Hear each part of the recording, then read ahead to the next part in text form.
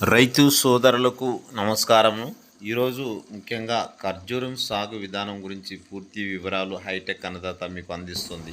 ముందుగా ఖర్జూరం సాగు విధానం, వాటి యొక్క ఖర్జూరం ఇతర రకాలు, నేలలు, ఇలాంటి నేలలు ఖర్జూరం సాగు చేయడానికి మంచి ఉపకరణంలోకి వస్తాయనే విషయాలను, అదేవిధంగా నీటి వసతి ఎలా ఇవ్వాలి, నీటి తడులు ఎలా ఇవ్వాలి, మరియు ఈ ఎరువుల యాజమాన్యం, తర్వాత చీడపీడల నివారణ, ఏదైనా మందులు పిచ్చకారి చేయాలా, లేకుంటే సస్యరక్షణ పనులు, యాజమాన్య పద్ధతులు ఎలాంటివి ఇది చేసుకోవాలి, వీటికి చీడపీడలు ఏవైనా వచ్చినప్పుడు మనము ఎలాంటి మందులు స్ప్రే చేయాలి, ఎలాంటి రకాలను మనము విత్తనాలుగా ఎంచుకుంటే మంచి దిగుబడి వస్తుంది, మంచి మార్కెటింగ్ ఉంటుందనే విషయాలు పూర్తిగా అన్ని విషయాలు తెలుసుకున్న తర్వాత మాత్రమే రైతు ఈ పంట పెట్టుకోవడం మంచిదని వ్యవసాయ అధికారులు,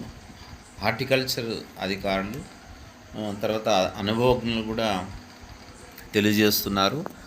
ఈ పంట పెట్టే ముందు ఈ పంట యొక్క వివిధ రకాలైన తోటలను మనం పరిశీలించాలి. ఆ రైతులని మనం అనుభవజ్ఞులైన రైతుల ద్వారా మనం సలహాలు, సూచనలు నోట్ చేసుకోవాలి. ఏ టైంలో ఏ మందు కొట్టాలి, ఏ టైంలో ఎరువులు ఎంత వాడాలి అనే విషయాలు పూర్తిగా మనం తెలుసుకున్న తర్వాత ఈ పంట సాగు చేసుకోవడానికి ముందుకు రావడం చాలా మంచిది. ఎటువంటి అవగాహన లేకుంటే కనుక ఖర్జూరం పంట అనేది పెట్టవద్దండి. అన్ని విషయాలు తెలుసుకున్న తర్వాతే ఖర్జూరం సాగు చేయాలని హార్టికల్చర్ అధికారులు తెలియజేస్తారు. ఈ విధంగా ఖర్జూరం గురించి మనం తెలుసుకుంటే, ఇవి ఎడారి ప్రాంతాల్లో పెరిగే ఒక విధమైన వృక్షఫలం. పామే కుటుంబానికి చెందిన ఖర్జూరం శాస్త్రీయ నామం వచ్చేసి ఫినిక్స్ డాక్టిలిఫిరా. అంతెత్తున ఆకాశంలోకి పెరిగే ఈ చెట్లు సుమారు 10 నుంచి 20 మీటర్ల ఎత్తు వరకు పెరుగుతాయి. తాటి చెట్లు మాదిరిగానే ఆడ మగ వేరువేరుగా ఉంటాయి. ఆడ చెట్లు మాత్రమే కాయలు కాస్తాయి. మగ చెట్టు నుంచి వచ్చే పరాగ రేణువులు సుమారు 50 ఆడ చెట్లను ఫలవంతం చేస్తాయట. అయితే ఇటీవల ఆ పాటి మగ చెట్లను పెంచడం కూడా ఎందుకనుకొని పరాగ రేణువుల్ని నేరుగా మార్కెట్లో కొని ఫలదీకరించే పద్ధతిని కూడా అనుసరిస్తున్నారు. 5 నుంచి 8 ఏళ్ల వయసు వచ్చేసరికి ఖర్జూరపు చెట్టు కాపుకొస్తుంది. ఒకప్పుడు ఇది అక్టోబర్, డిసెంబర్ సమయాల్లో మాత్రమే దొరికేది. ఇప్పుడు ఆ దశ దాటిపోయింది. ఏ సూపర్ మార్కెట్కి వెళ్ళినా గింజ తీసేసి ఆకర్షణీయంగా ప్యాక్ చేసిన విభిన్న ఖర్జూరాలు ఎప్పుడూ దొరుకుతూనే ఉన్నాయి. ఈ పండ్లలోని రకాలను గమనించినట్లయితే ఆ పండ్లలోని తేమను బట్టి ఖర్జూరాలని మెత్తనవి, కాస్త ఎండినట్లుగా ఉండేవి, పూర్తిగా ఎండినట్లుగా ఉండేవి అని 3 రకాలుగా విభజించారు. మొదటి రకంలో తేమను ఎక్కువ తీపి తక్కువ ఉంటే, రెండో రకంలో తేమ తక్కువ తీపి ఎక్కువ ఉంటాయి, మూడో రకం తేమ శాతం అతి తక్కువగా ఉండి తీపి ఎక్కువగా ఉంటాయి. ఇక రంగు, రుచి ఆధారంగా ఖర్జూరాలు ఎన్నో రకాలుగా ప్రపంచవ్యాప్తంగా అనేక చోట్ల ఇవి పండుతున్నా, కొలరాడో నది తీరాన ఉన్న బ్యార్డ్ వ్యాలీలోని పామ్ స్ప్రింగ్లో పండే మెడిజుల్ రకానికి మరేవి సాటి. ముందుగా ఈ ఖర్జూరపు సాగు చేసుకోవాలనే రైతులు, అంటే కొత్తగా ఈ ఖర్జూరపు చెట్లు పెట్టాలని అనుకునే రైతులకి అన్ని విషయాలు ఒక్కొక్కటి తెలిపేందుకు నేను ప్రయత్నం అయితే చేస్తాను. ఫస్ట్ వన్ వచ్చేసి మొక్కలు ఎక్కడి నుంచి తీసుకొచ్చుకోవాలా, ఆ నర్సరీ ఆ మొక్కలు ఎక్కడ దొరుకుతాయి అనేది అవసరం. రెండోది మొక్కలు నాటే విధానం, మొక్కలు ఎంత దూరంలో నాటుకోవాలి, ఎంత గుంత తవ్వుకోవాలనేది మాట్లాడదాం. అదేవిధంగా నీటి యాజమాన్యం అంటే నీటి తడులు ఎన్ని రోజులకు ఒకసారి ఇచ్చుకోవాలి, అలాంటివి మాట్లాడదాం.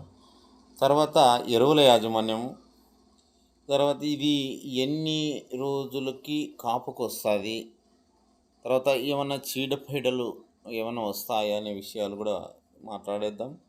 తర్వాత ఇది కాసిన తర్వాత మార్కెటింగ్లో ఈ మెలకువలు, మార్కెటింగ్ ఎలా చేసుకోవాలి, ఎక్కడ మంచి లాభాలు వస్తాయి, మంచి ఆ, మన రేటు దొరుకుతుందనే విషయాలు కూడా పూర్తిగా తెలుసుకుందాం.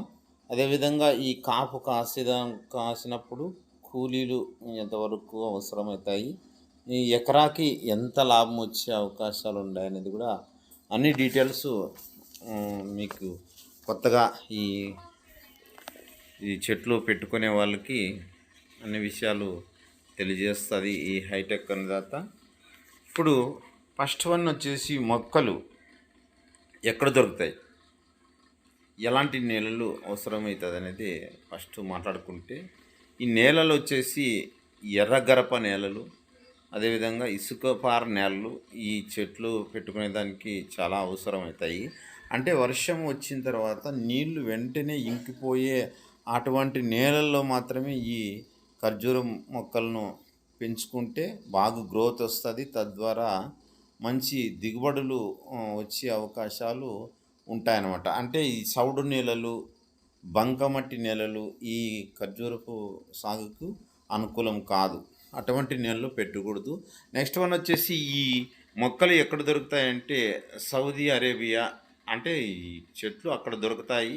అదేవిధంగా ఇప్పుడు మన ఇండియాలోకి కూడా రాజస్థాను, గుజరాత్ వంటి నగరాల్లో కూడా ఈ నర్సరీలు ఎక్కువగా ఈ మధ్యనే ఉన్నాయి. మనము అక్కడి నుంచి ఆర్డర్ పెట్టుకొని తెచ్చుకోవచ్చు అనమాట. అదేవిధంగా ఒక్కో ఎకరానికి మొక్కలు ఎన్ని నాటుకోవాలి అనేది పరిశీలన చేస్తే కనుక మనం ఎకరాకి 74 మొక్కలు, 75 మొక్కలు మనం పెట్టుకోవచ్చు. అందులోనే ఎకరాకి ఒక 20 మొక్కల దాకా మేల్ మొక్కలు నాటుకోవాలి. అంటే ఆ మగ చెట్లు. దీంట్లో తాటి చెట్లు మాదిరిగా ఆడ చెట్లు మగ చెట్లు ఉంటాయన్నమాట. అన్నీ ఆడ చెట్లే ఉంటే కానీ ఇబ్బంది అవుతుంది. మగ చెట్లు కూడా 20 అట్లా ఉండాలి. 100కి 20% అట్లా మగ చెట్లు ఉండాలి. దీని ద్వారా ఎందుకు ఇట్లా పెట్టుకోవాలంటే ఫలదీకరణ చెంది ఆడ చెట్లు మగ చెట్లు ఫలదీకరణ చెంది ఈ కాయలు కాస్తాయి అన్నమాట. నెక్స్ట్ వన్ వచ్చేసి ఒక సాలుకి అదేవిధంగా మొక్కకి ఎంత దూరంలో మనము పెట్టుకోవాలంటే 24 అడుగులు. ఒక మొక్కకి 24 అడుగులు. ఒక సాలకి ఇంకొక సాలకి 24 అడుగులు. ఎటు చూసినా 24 అడుగులు మొక్క దూరం పెట్టుకుంటే మంచి దిగుబడి వస్తుంది. అదేవిధంగా చెట్టు కూడా బాగా గ్రోత్ వస్తుందని అనుభవజ్ఞుల సమాచారం. తర్వాత ఇందులో ఎటువంటి రకాలు ఉన్నాయంటే ఇప్పుడు మన ఏపీలో కానీ తెలంగాణలో కానీ మన ఇండియాలో ఎక్కువ ఏ రకం చెట్లు పెడుతున్నారంటే బర్హీ రకం అనేది మొక్కలు రైతులు ఎక్కువగా మొక్కలు నాటుతున్నారు. దీని ద్వారా మంచి స్వీట్ ఉంటుంది, అంటే ఎక్కువ కాపు కాస్తుంది. మార్కెటింగ్ కూడా అలానే ఉంటుంది. కాబట్టి బర్హీ రకాన్ని ఎంచుకోవచ్చు మీరు. దీంట్లోనే ఎలైట్ అనే ఒక రకం ఉంటుంది. ఇది స్వీట్లెస్, ఇది కూడా చాలా మంచి రకం అనమాట. తర్వాత మెడ్జర్, ఇది ఒగరు ఉంటుంది అనమాట. ఇది షుగర్ ఉండే వాళ్ళు కూడా ఈ మెడ్జర్ అనే ఖర్జూరంని ఎక్కువగా తింటారు. నెక్స్ట్ వచ్చేసి మొక్కలు నాటే విధానం. ఇప్పుడు చెప్పాం కదా 24x24 అని అడుగులు. ఆ మొక్కలు నాటేటప్పుడు గుంతలు తవ్వుకొని అందులో ముందుగా కొంచెం ఇసుక, కొంచెం పశువుల ఎరువు వేసి బాగా చీకిన తర్వాత మొక్కలు ప్లాస్టిక్ కవర్ తీసేసి నాటుకోవాలి. అదేవిధంగా కొంచెం ఎరువులు కూడా భాస్వరపు ఎరువులు కానీ నత్రజని ఎరువులు కానీ అలాంటివి నాటిన తర్వాత చల్లుకోవడం మంచిది. నెక్స్ట్ వచ్చేసి నీటి తడులు. ఇది నీటికి ఎక్కువ నీళ్లు లేకపోయినా కూడా తక్కువ నీటితోనే చేసుకునే వ్యవసాయం ఇది. కాబట్టి డ్రిప్ ద్వారా 15 రోజులకు ఒకసారి 10 రోజులకు ఒకసారి అయినా కూడా మనం నీళ్లు ఇచ్చుకున్నా కూడా సరిపోతుంది. తక్కువ నీటితో చేసే వ్యవసాయం ఏదంటే ఖర్జూరపు చెట్టు అని చెప్పుకోవచ్చు. ఈ ఖర్జూరపు చెట్టు అరేబియా అంటే ఎడారిలో పెరిగే మొక్కలు కాబట్టి దీనికి నీళ్ళు అంత పెద్దగా లేకపోయినా కూడా మనకి దిగుబడులు ఇచ్చే చెట్లు అనమాట. ఇది రైతుకి అడ్వాంటేజ్ అనమాట. అదేవిధంగా దీనికి ఎరువుల మోతాదు కూడా పెద్దగా అవసరం లేదు. నెలకు ఒకసారి పేడ ఎరువు చుట్టూ వేసి చాలు, చుట్టూ వేస్తే చాలు. నెక్స్ట్ వన్ వచ్చేసి ఇది ఎన్ని సంవత్సరాలకి కాపు వస్తుందంటే దాదాపుగా 3 సంవత్సరాలకి కాపు వస్తుంది. ఇది వచ్చేసి ఒక్కొక్క చెట్టుకి 50 కేజీల వరకు దిగుబడి వస్తుంది. తర్వాత ఈ చెట్లు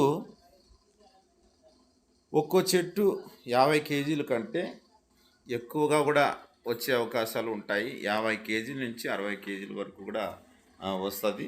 తర్వాత మార్కెటింగ్ కూడా చేసుకునే